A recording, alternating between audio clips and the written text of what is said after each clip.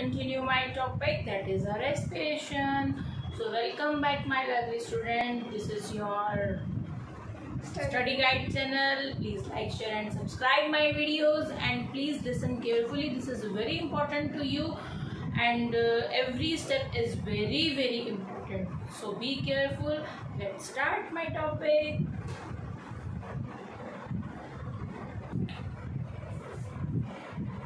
हमने पिछली वीडियोस में क्या किया था, एक्सटर्नल रेस्पिरेशंस किया था कि किस तरह से रेस्पिरेशंस होता है। मैंने पहले भी आपको बताया था कि ह्यूमन बीइंग्स के अंदर जो रेस्पिरेशंस होता है वो दो तरह का होता है। तो हमारा एक्सटर्नल रेस्पिरेशन फिनिश हो गया था, and today I am doing internal respiration.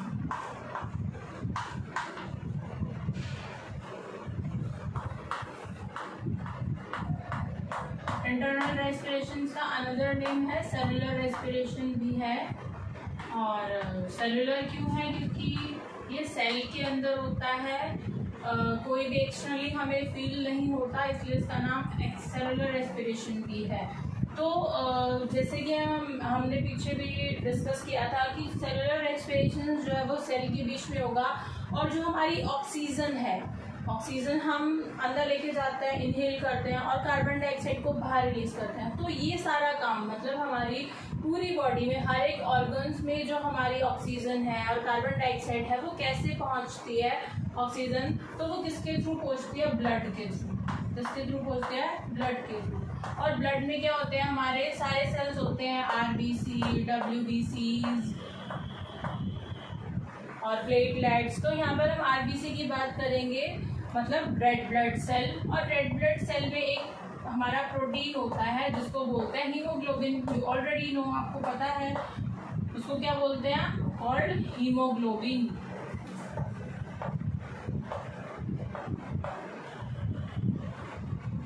जब ऑक्सीजन इस हीमोग्लोबिन के साथ ऐड हो जाती है, जब ऑक्सीजन इसके साथ जाके ऐड हो जाएगी तो क्या बना देगी? Oxy haemoglobin.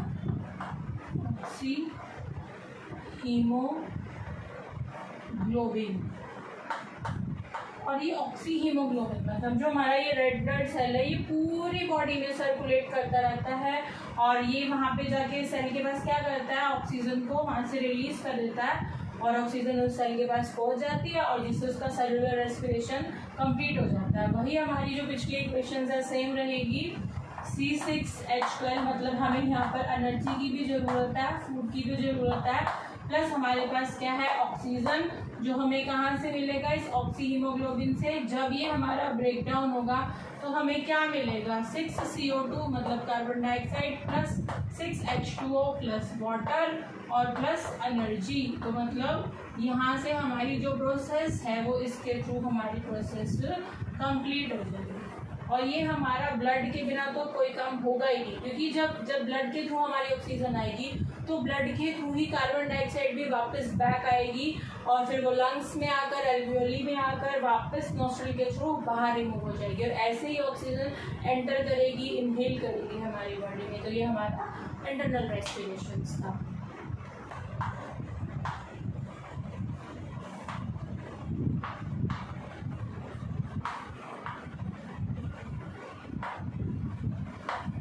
नेक्स्ट टॉपिक हम लोग पढ़ते हैं ब्रीदिंग ऑर्गन। अभी हमने ह्यूमन बीइंग्स की बात की, तो ह्यूमन बीइंग्स के पास वेल नॉन क्या होते हैं? लंग्स होते हैं, नॉस्ट्रिल्स होते हैं, ट्रैकिया होता है, और डायफ्राम होता है, रिब्स केजेस होते हैं। और अगर हम स्पेशल ऑर्गन की बात करें, रेस्पिरेटरी ऑर्गन की, तो वो होती हैं लंग्स। लेकिन अभी सभी ऑर्गेनिजम्स के पास तो लंग्स नहीं होंगे। अगर हम स्मॉलेस्ट ऑर्गेनिजम्स की बात करें तो फिर वो कैसे रेस्पिरेशन करते हैं, हम उसके बारे में पढ़ेंगे, breathing organs of other organisms. तो सबसे पहले हम बात करते हैं थ्रू स्किन।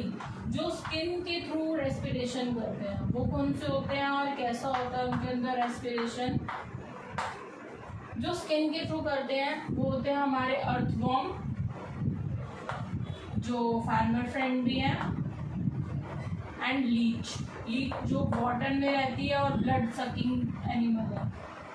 तो इनकी बॉडी पे इनकी जो स्किन होती है वो कैसी होती है? मॉइस्ट होती है, ड्राई नहीं होगी। मॉइस्ट का मतलब कि उनके पास मॉइस्चर होगा, अंदर कुछ ऐसा सब्सटेंस होगा जो कि स्किन को सॉफ्ट रखेगा, मॉइस्ट रखेगा, और इसके थ्रू ये अपना सारा रेस्पायर करेंगे। मतलब जो कार्बन डाइऑक्साइड और ऑक्सीजन का एक्सचेंज होगा वो यहाँ पर इनकी स्किन के थ्रू होगा। और वेरी सिंपल रेस्पिरेशन है, जब कुछ ऑर्गन ही नहीं है तो स्किन के थ्रू ही सारा काम होना है। नेक्स्ट है हमारा थ्रू स्प्रिकल्स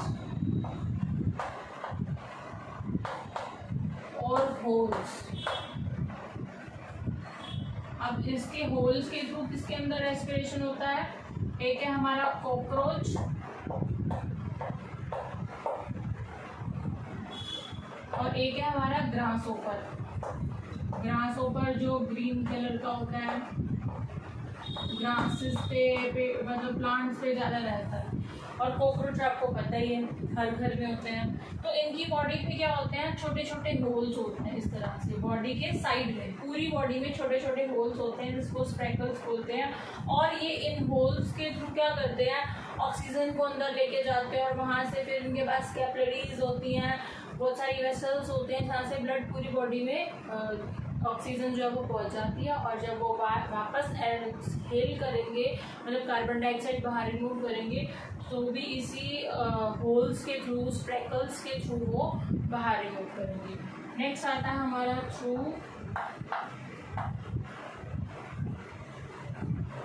गिल्स। ये तो सबको पता है, जो फिशेस होती हैं हमारी, उनके पास गिल्स होते हैं। और जो गिल्स होते हैं वो ऊपर से फ्लैप से, टिश्यू से कवर्ड होते हैं ताकि गिल्स जो है वो सुरक्षित रह सके, प्रॉपर कोई उनको हार्म ना हो। और इनके पास अलग अलग फिशेस में अलग अलग पेयर्स होते हैं गिल्स की, किसी में 7 किसी में 8। तो इस गिल्स के थ्रू ये रेस्पिरेशन करते हैं। ऐसे ही हमारे जो फ्रॉग होता है और क्रोकोडाइल होता है। अब ये जो एनिमल है, ये दोनों मतलब वाटर एनिमल्स, ये हमारे लैंड पे भी रह सकते हैं और वाटर में भी रह सकते हैं। तो जब ये लोग लैंड पे रहेंगे तो इनके पास लंग्स हैं, उससे ये रेस्पायर करेंगे। जब ये लोग वाटर के अंदर रह रहे हैं तो ऑब्वियसली इनके पास गिल्स होंगे और ये उससे अपना रेस्पिरेशन कंप्लीट करेंगे। और जो हमारे बाकी एनिमल्स रह गए हैं, जैसे जो हमारे बड़े एनिमल्स हैं, जैसे हमारे बर्ड्स हो गए बहुत सारे, और जो मैंने भी जिनके नाम नहीं लिए हैं, वो सब किससे रेस्पायर करेंगे? हमारे लंग्स के थ्रू। उनके पास प्रॉपर लंग्स होते हैं, प्रॉपर उनका रेस्पिरेशन सिस्टम होता है। और गिल्स में भी बस ये एक्सचेंज करते हैं गैसेस का, जो कार्बन डाइऑक्साइड लेंगे। और एक चीज़ और है, यहाँ पे ये सारे वाटर एनिमल हैं, तो ये ऑक्सीजन कहाँ से लेंगे? क्योंकि एयर तो है नहीं, पानी के अंदर रह रहे हैं। तो यहाँ पर ये ऑक्सीजन जो है वो वाटर के अंदर डिजोल्व होते हैं, मतलब डिजोल्व ऑक्सीजन से ये रेस्पिरेशन करते हैं, जो इनके वाटर में घुली हुई होती है ऑक्सीजन। और वहीं से कार्बन डाइऑक्साइड ये रिमूव करेंगे, तो सारा काम इनका वाटर के अंदर होगा।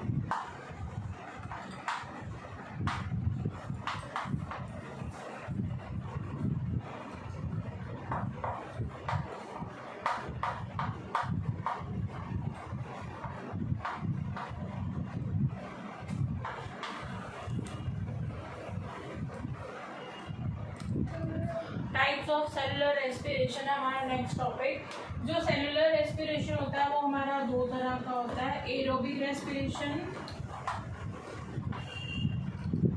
एरोबिक और एनारोबिक।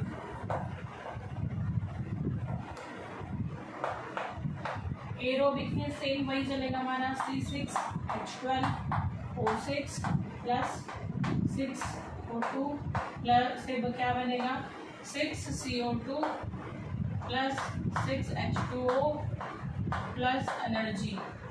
एरोबिक का मतलब है कि जो रेस्पिरेशन ऑक्सीजन की प्रेजेंस में होता है, तो यहाँ पे ऑक्सीजन प्रेजेंस है, तो ऑक्सीजन की प्रेजेंस में हो रहा है, इसलिए इसको एरोबिक रेस्पिरेशन बोलेंगे। और जो ऑर्गेनिज्म एरोबिक रेस्पिरेशन शो करते हैं उसको एरोब्स बोलते हैं। और जितने भी ह्यूमन बींग्स हैं, ऑल प्लांट्स एंड एनिमल्स जो है वो हमारे एरोबिक है।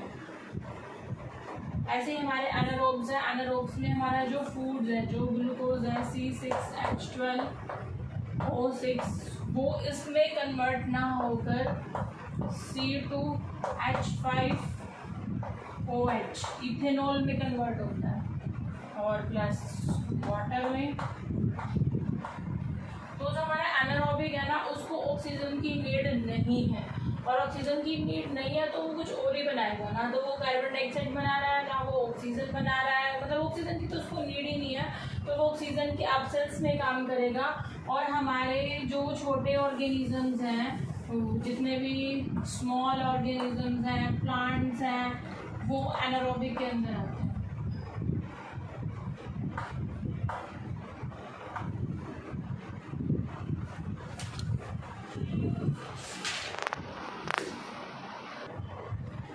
कई बार हम लोग, अभी मैंने पिछली वीडियो में भी बात की थी कि कई बार हम लोग क्या करते हैं, बहुत ज़्यादा हाई एक्सरसाइज कर रहे हैं, बहुत ज़्यादा मतलब हार्ड एक्सरसाइज कर रहे हैं, साइकिलिंग कर रहे हैं या बहुत ज़्यादा देर तक कर रहे हैं, तो हमारी बॉडी में क्या होता है, मसल्स क्रैम्प्स आने स्टार्ट हो जाते हैं। और मसल क्रैम्प्स से क्या होता है, हमारी बॉडी में जो है मसल्स क्रैम्प्स से हमारी बॉडी में ऑक्सीजन की कमी हो जाती है।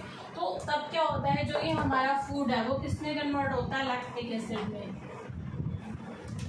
लैक्टिक एसिड मतलब हमारी बॉडी में ऑक्सीजन नहीं बचती और जो फूड होता है वो एसिड में कन्वर्ट होना शुरू हो जाता है। इसलिए हमारी बॉडी में सोरनेस मतलब बॉडी स्वेल हो जाएगी, बहुत ज़्यादा रेड हो जाएगी और क्रैम्प्स आएंगे, मसल क्रैम्प्स। तो उसको इस वजह से होते हैं मसल क्रैम्प्स कि जो हमारी बॉडी के अंदर एरोबिक रेस्पिरेशन नहीं होता, एनारोबिक रेस्पिरेशन स्टार्ट हो जाता है। और एनारोबिक में भी जो हमारा फूड है वो किसमें कन्वर्ट हो जाता है, लैक्टिक एसिड में।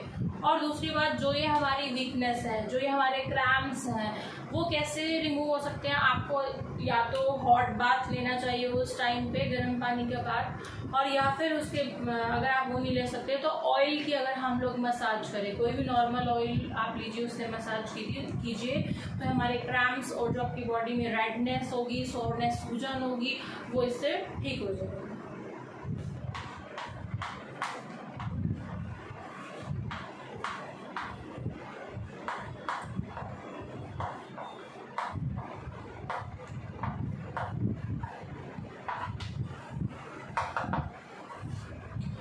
So students, my last topic is respiration in plants. Animals I have already done or already studied. Respiration in plants, plants को भी एक एनिमल्स की तरह ऑक्सीजन की नीड होती है, वो भी रेस्पिरेशन करते हैं। It's true, it's very true, क्योंकि वो ऑक्सीजन लेते हैं, कार्बन डाइऑक्साइड रिलीज करते हैं। लेकिन हम लोग ये भी बोलते हैं कि ऑक्सीजन हमें प्लांट्स देते हैं और बदले में कार्बन डाइऑक्साइड लेते हैं, तो ये भी बात ठीक है। लेकिन वो कुछ अमाउंट में हमसे ऑक्सीजन लेते हैं अपना फूड प्रिपेयर करने के लिए, तो ऑक्सीजन भी उनके लिए ज़रूरी है रेस्पिरेशन के लिए।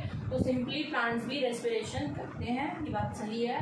और जो रेस्पिरेशन है वो स्पेशल जगह पर होती है, स्पेशल प्लेसेस पर होती है, प्लांट्स की स्पेशल पार्ट्स में होती है। You can say that special parts में होती है, दैट इज अ लीफ। और लीफ में हमने पढ़ा था कि वो फूड प्रिपेयर भी लीफ में ही करते हैं। और लीफ में भी कहाँ पर होती है, स्टोमेटा में। हमने स्टोमेटा भी पढ़ा था। अगर आपने वीडियोस नहीं देखे डाइजेशंस की तो प्लीज़ पहले जाकर उसे देखिए, आपको और ज़्यादा क्लियरिटी आएगी। स्टोमेटा के पास क्या होते हैं, इस तरह का स्टोमेटा होता है हमारा।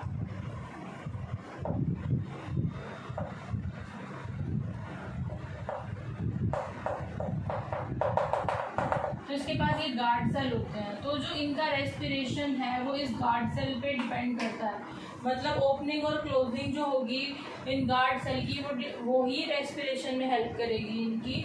तो हमारे स्टोमेटा जो होते हैं वो हेल्प करते हैं प्लांट्स की रेस्पिरेशन में। मतलब जो एक्सचेंज होगा गैसेस का वो इसी के थ्रू होगा। प्लांट्स ऑक्सीजन लेते हैं और अपना फूड प्रिपेयर करते हैं और रेस्पिरेशन भी करते हैं, लेकिन एक लिमिट के बाद उनकी जब ऑक्सीजन की डिमांड पूरी हो जाती है तो वो फिर रिटर्न करने लगते हैं, ऑक्सीजन हमें दे देते हैं और कार्बन डाइऑक्साइड हमसे ले लेते हैं, जैसे वो फूड बनाने में यूज़ करते हैं। और दूसरी बात, जो हमारे स्टोमेटा होते हैं, अब स्टोमेटा जो होंगे वो सिर्फ डे टाइम पे ही काम करेंगे, क्योंकि इनकी जो ओपनिंग क्लोजिंग होगी वो डे पे ही काम करेगी, नाइट टाइम में नहीं करेगी।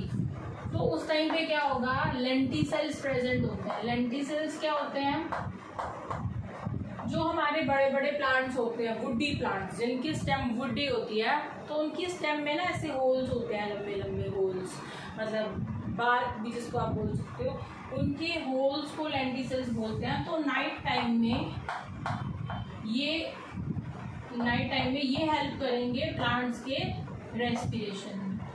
ठीक है। और प्लांट्स को भी सेम, जैसे हमें फूड की नीड है, फूड को ब्रेक डाउन करते हैं हम ऑक्सीजन की प्रेजेंस में, ऐसे ही ये भी फूड को ब्रेक डाउन करेगा ऑक्सीजन की प्रेजेंस में। और फोटोसिंथेसिस आप पढ़ ही चुके हो कि प्लांट्स फूड कैसे प्रिपेयर करता है। तो ये हमारा रेस्पिरेशन था प्लांट्स का, होप आपको समझ में आया होगा। प्लीज़ स्टूडेंट्स इस दोनों टॉपिक्स को, दोनों वीडियोस को अच्छे से देखो, क्योंकि ये रेस्पिरेशन का बिल्कुल बेसिक है। जब आप नेक्स्ट हायर क्लासेस में जाएंगे तो आपको कोई नहीं बताएगा, तो इसको अच्छे से समझो और आपके एग्जाम्स में भी बहुत ज़्यादा आपको हेल्प करेगा। और जहाँ पर भी आपको डायग्राम की नीड पड़ती है तो प्लीज़ आप ज़रूर वहाँ पर ड्रॉ कीजिए, क्योंकि दिस इज़ अ बायोलॉजी, और बायोलॉजी में डायग्राम्स के क्विक मार्क मिलते हैं, आपको एक्स्ट्रा मार्क मिलते हैं। And so I ended my video, and please like, share and subscribe my video. If you have any query, please comment on my comment section. Thank you so much.